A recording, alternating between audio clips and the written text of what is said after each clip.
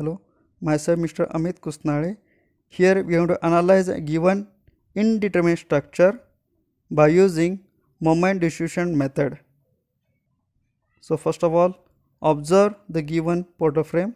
As A and D are the fixed end, there will exist a moment. B joint is a continuous joint, there will exist a moment. C joint is a simple end support and it is not carrying any overhang.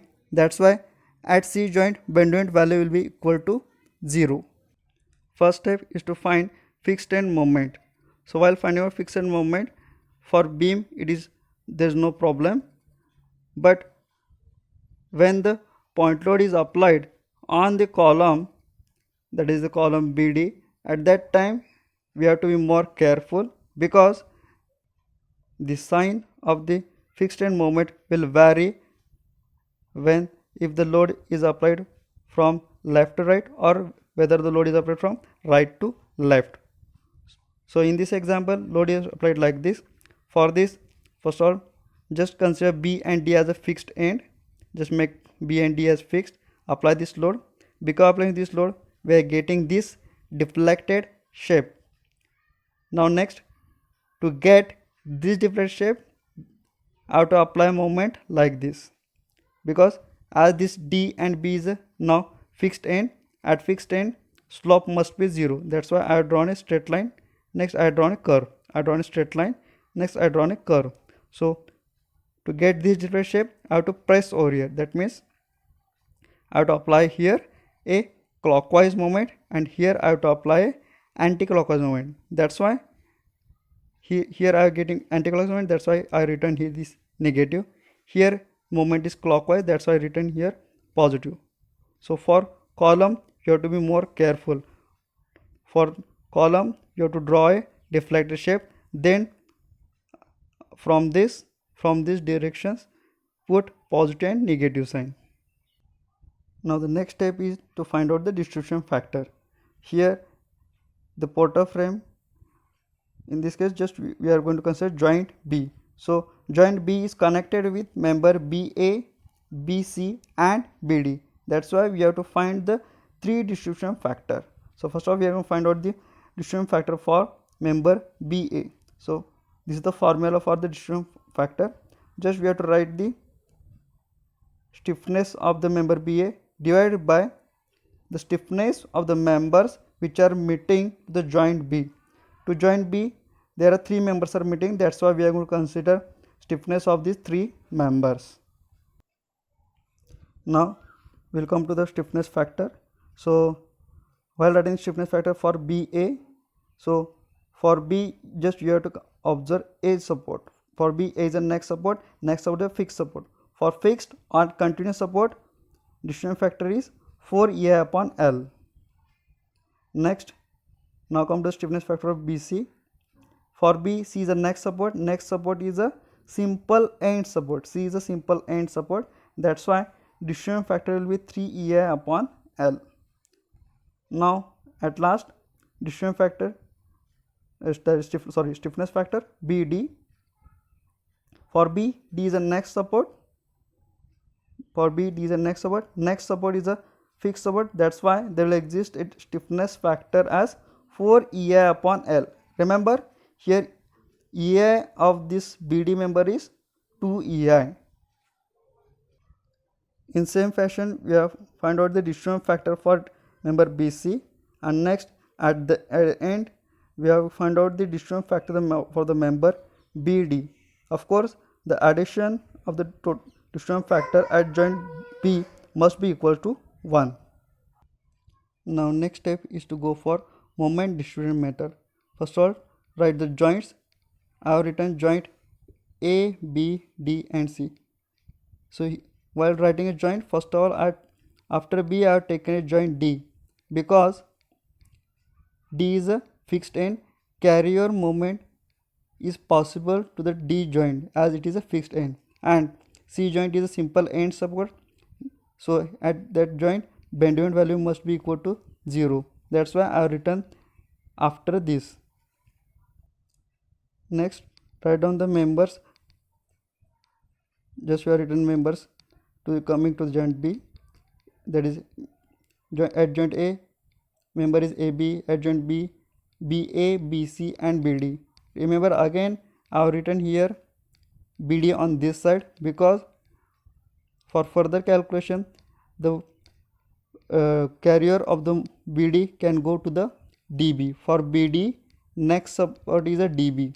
For BA next support is a AB. That's why for better to go for next calculation I have written in this fashion.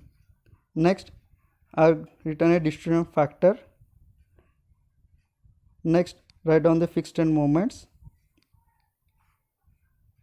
So first step is to go for as just observe the given portal frame. So at joint C, C is a simple end support, that's why the bend joint value must be equal to 0. But here we are getting a plus 11.25 value.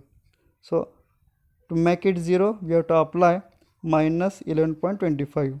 So at joint C we have applied minus 11.25 moment to make a moment at C joint 0.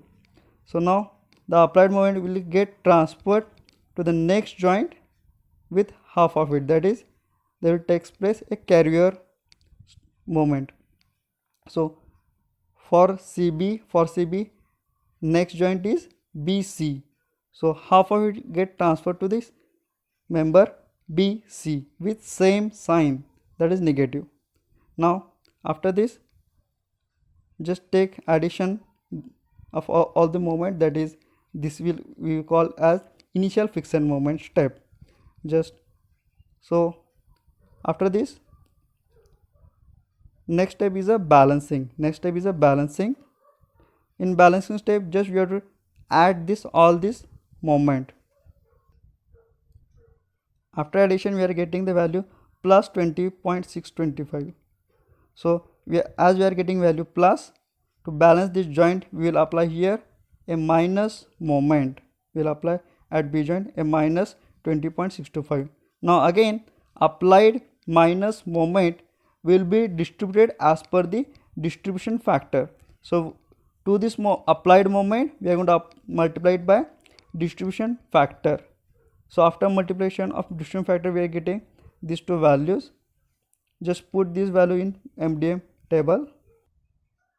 So now we have written the values in this MDM table.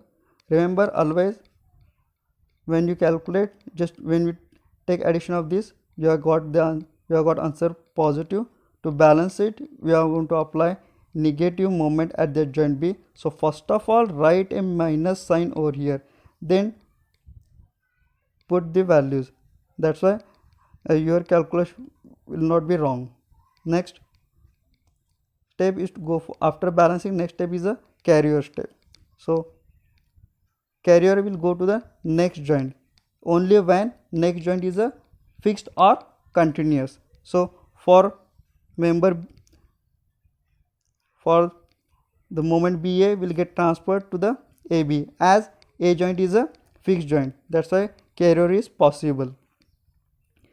The carrier of this member BD will go to the DB as D joint is a fixed joint, that's why carrier is possible.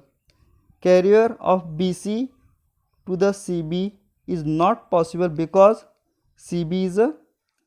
because the C joint is a simple end support. To simple end support carrier is not possible. Remember carrier moment will go to only fixed and continuous support. Now after that just take the addition of the total moment. Here the important step is that just you have to take the addition below this double line, that is after finding out the initial fixed moment you have to take addition from this. So now we have got the total moment. Now next step is to go for drawing bend diagram. So first of all draw a curve at every joint like this. Next come to the direction. Here we are getting a minus sign. Minus sign means there must be anti-clockwise movement, that's why I have shown here anti-clockwise movement. Here we are getting plus, that's why that is clockwise. Here we are getting minus, that means anti-clockwise. Here we are getting minus means anti-clockwise. Here we are getting minus means again anti-clockwise. So first of all, draw just curves like this at every joint. Next, show the directions. Of course, at joint C there is no moment, that's why I am not shown any direction. Now observe the curves.